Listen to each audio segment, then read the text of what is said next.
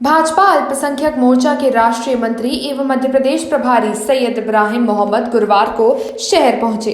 जनसंपर्क अभियान के तहत उन्होंने जिला भाजपा कार्यालय में अल्पसंख्यक मोर्चे की बैठक ली। जिले से आए सभी पदाधिकारियों ने भी राष्ट्रीय मंत्री की बैठक से पहले अपना 1-to-1 परिचय दिया। बैठक को संबोधित करते हुए राष्ट्रीय मंत्री सैयद इब्राहिम ने कहा कि मोर्चा भाजपा को बूथ स्तर पर मजबूत करने में जुटा है। हर मंडल से लेकर एक एक बूथ स्तर तक जाकर प्रधानमंत्री नरेंद्र मोदी और मुख्यमंत्री की योजनाओं को जन जन तक पहुंचाना है, ताकि अल्पसंख्यक समुदाय को इन योजनाओं का लाभ मिल सके। सबका साथ सबका विकास का मूल मंत्र सभी तक पहुंचे। कांग्रेस कर्नाटक चुनाव जीतकर भ्रम में है। राहुल प्रियंका का झूठ हिंदुत्व प्रेम में नहीं चलेगा। उन्होंने कहा, मोदी सरकार की नीति सबका साथ सबका विकास ही है। देश के विकास का यह मूल मंत्र सब तक पहुंचे। उन्होंने कहा कि प्रधानमंत्री नरेंद्र मोदी ने अपने शुरुआती साल से ही मुसलमानों के उत्थान के लिए कई योजनाओं की शुरुआत की, जिसका लाभ भी देश के मुसलमान उठा रहे हैं। नरेंद्र मोदी ने भारत में रह रहे मुसलमानों की स्थिति में सुधार करने के लिए कई योजनाएं लागू की हैं। उन्होंने दावा किया है कि विधानसभा चुनाव में बीजेपी 180 सीटें जीतेगी और इसके साथ ही मुस्लिम वोट भी पार्टी को मिलेंगे। भारतीय जनता पार्टी माइनॉरिटी मोर्चे के कारगोन डिस्ट्रिक्ट में आज बैठक हो रहा है। इस बैठक में आने वाला विधानसभा का इलेक्शन और 2024 पार्लियामेंट इलेक्शन, इस दोनों में अपना पार्टी और सत्ता में फिर आने के लिए अपना मुस्लिम भाई बहनों और ईसाई भाई बहनों के साथ में बैठ के बात करके अपना प्राइम मिनिस्टर मोदी जी और चीफ मिनिस्टर शिवराज सिंह चौहान जी, इन दोनों कितना योजना निकाला, उन सब योजना को पहुंचाने के काम हम कर रहे हैं। अभी कांग्रेस यही बता रहा है, हम इलेक्शन जीतने के बाद हर महिला के लिए 1500 देंगे, हर गैस 500 में मिलेंगे। ये सब फालतू बात सबको मालूम है, किंतु कांग्रेस कभी भी बोलती है करती नहीं।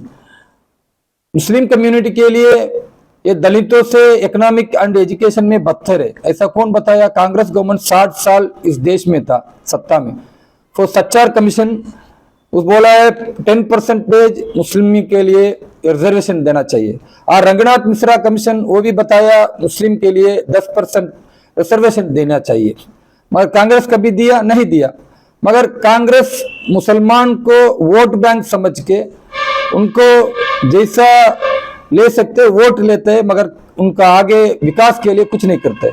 मगर भारतीय जनता पार्टी धर्म के ऊपर नहीं चलता है, सबका साथ सबका विकास, सबका विश्वास, सबका प्रयास, यही भाजपा का बीजेपी का नारा है। सो इसी के ऊपर हम चलने के लिए मुसलमान को समझाने के लिए कोशिश कर रहा हूं। आने वाले इलेक्शन में जरूर मुस्लिम सब एक सत्ता में हो जाएंगे। कर्नाटक में जो परिणाम आया उसमें तो मुस्लिम समुदाय ने कांग्रेस को भरपूर समर्थन दिया, सबको कुछ नकार दिया हो। एक्चुअली कर्नाटका में दो चीज गलत शब्द से कांग्रेस प्रयोग किया है। ये भारतीय जनता पार्टी का लक्ष्य यह है, मुस्लिम कम्युनिटी कर्नाटका स्टेट में ओनली 4% वो धर्म के हिसाब से रिजर्वेशन था। अपना सुप्रीम कोर्ट यह बताया धर्म के हिसाब से कोई भी रिजर्वेशन रहेगा तो उसको कैंसिल करना है, मगर कांग्रेस वोट बैंक के लिए धर्म का रिजर्वेशन रखा है। मुस्लिम रिजर्वेशन 4% लिए हम रिजर्वेशन देंगे, इकोनॉमिकल वीकर सेक्शन, तो उसमें 10% मिल जाएगा, वो बेहतर है। नहीं 4% बेहतर है, 10% इस मुस्लिम के लिए बहुत अच्छा काम आएंगे। मगर कांग्रेस ये बताया मुस्लिम का रिजर्वेशन खत्म करने के लिए बीजेपी कोशिश कर रहा है, ऐसा गलत प्रवास किया है, गलत प्रचार किया है, तो मुसलमान लोग सोचा नहीं, इसके लिए वोट डाला है। और दूसरी एक बात है, ये मुस्लिम महिला का जो बुर्का है उसका खिलाफ बीजेपी चल रहा है, ऐसा कांग्रेस फिर एक गलत प्रचार किया है।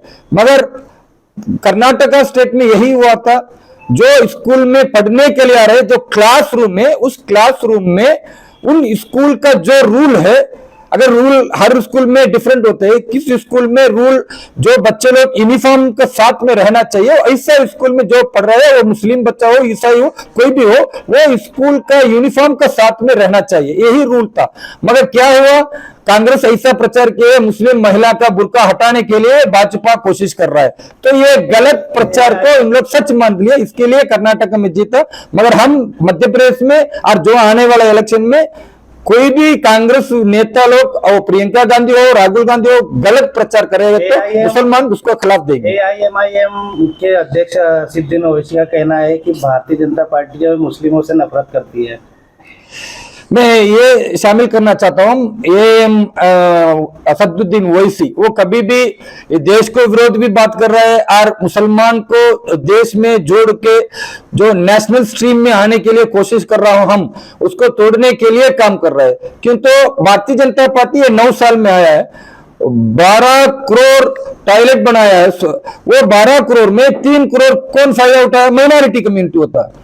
और 10 करोड़ गैस का फ्री दिया है, मुफ्त में दिया है, उसमें 2 करोड़ कौन फायदा उठाया? माइनॉरिटी कम्युनिटी होता है।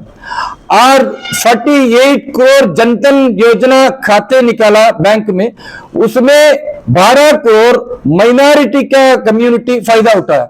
ऐसा सब में माइनॉरिटी का जो फायदा है वो ज्यादा मिलता है। इसके लिए गरीबों का गवर्नमेंट है भारतीय जनता पार्टी का गवर्नमेंट।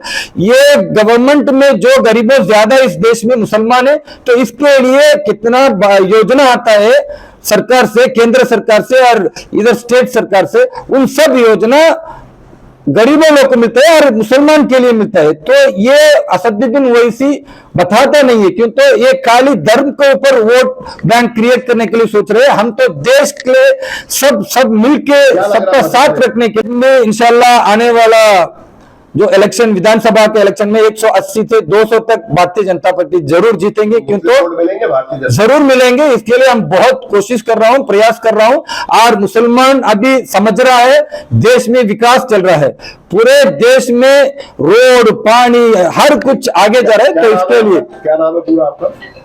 मेरा नाम Syed Ibrahim, national secretary minority Morcha. कहाँ से आए हुए हैं? मैं फ्रॉम तमिलनाडु से आया हूं।